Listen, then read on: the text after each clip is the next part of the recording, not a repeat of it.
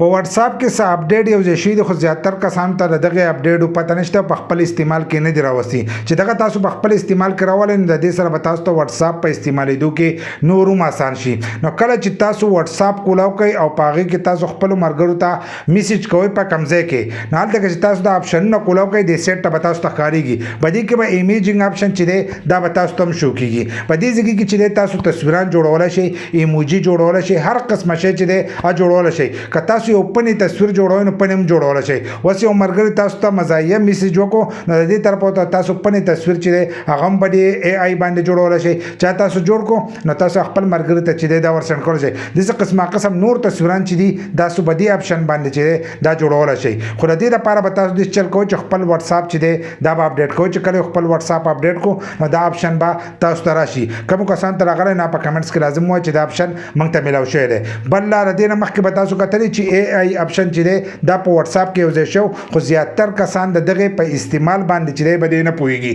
چې دا به موږ څنګه استعمالو د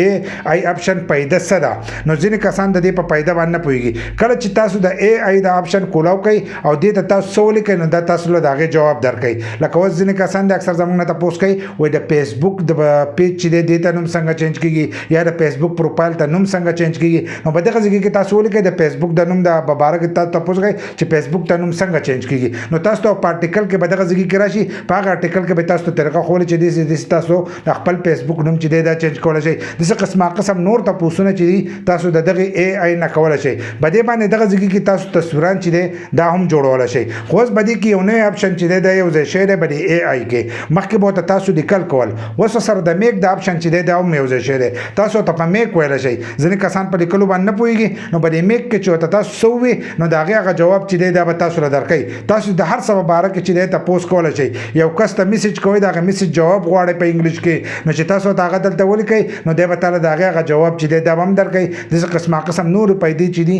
دا تاسو د دغې اے آی نه چې دی دا اخیستی شئ په راتلونکي وخت کې چې دی به دې کې به یو بل اپشن چې دی دا به هم یو ځای کېږي لکه څنګه چې د میک د اپشن به دې کې یو ځای شوی دی دغه شانتې به د دې سره د کیمرې د اپشن چې دی دا به هم په دغه ځای کې یو ځای کېږي څنګه چې موږ خپلو ملګرو ته میسج کوو نو په دغه ځای کې به یو کیمرا اپشن چې دی دا به د هغې په شانتې یو ځای کېږي نو په هغې کې چې تاسو سره تصویر وکاږئ هغه به تاسو ته په اے آی کې چې دی په هغې کې به چینج کوي دغه شانتې که تاسو ته خپل تصویر اپلوډ کړو نو ستاسو تصویر چې دی دا به هم په اے آی کې چې دی دا به بدلېږي نو اے آی چې دی دا په خپل دغه کې راولئ په استعمال کې نو د دې سره به تاسو ته اسانه جوړه شي بل دا خو د فیسبوک له ما مثال درکړو دغه شان د یوټیوب د چینل په باره د ټیک ټاک په باره کې د هر شي په باره کې چې دی دغه ځای کې تاسو ته پوسټ کولی شئ که تاسو ته پنې ویډیوګان غواړئ یا ته نور ویډیوګان غواړئ نو تاسو له به د دغه نه انسټاګرام نه رالي هغه ویډیوګان چې دی هغه تاسو هم درکولی شي نو په اے آی کې چې دی تاسو قسمه قسم څیزونه چې دي دا سرچ کولی شئ په دغه ځای کې به تاسو ته راځي د دې سره به تاسو ته اسانه جوړه شي اکثر ځینې کسان موږ ته وایي تاسو دا معلومات چې دي دا د کوم ځای نه راوړئ نو دا هر سره چې دي دا په ویب سایټو کې پراته وي په ویب سایټو کې پراته خو ویب سایټ چې دی هغه هر سره هر ټایم نشي وزټ کولی نو تاسو دغه ځای کې چې دی سرچ کولی شئ تاسو ته چې څه مشکله راځي نو دغه ځای کې سرچ کوئ تاسو ته مکمل معلومات چې دي دا به راځي